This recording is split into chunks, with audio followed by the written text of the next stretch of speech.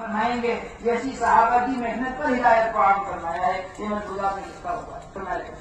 یہ مدینہ منورہ کا ماحول، یہ مدینہ منورہ کا دینی ایسا دینی ماحول قائم ہوا ہے، ایسا دینی ماحول. پھر محترم دوستوں، جس کو اسلامی تجارت دیکھنی ہے مدینہ کے بازار دیکھے، جسے اسلامی معاشرہ دیکھنا ہے مدینہ کے مکانات دیکھے، جسے اسلامی عبادت دیکھنی ہے مدینہ کی مسجد دیکھ لے، جسے اسلامی معاملات دیکھنے مدینہ کی عدالت دیکھ لے. ایسا اسلامی قانون اور ایسا اسلامی نظام اس بستی کے اندر آباد ہے جو اس میں داخل ہو جاتا ہے قرآنی نمونہ پیش ہے، قرآنی نمونہ دیکھنے کو ملتا ہے صحابہ اکرام کی زندگی.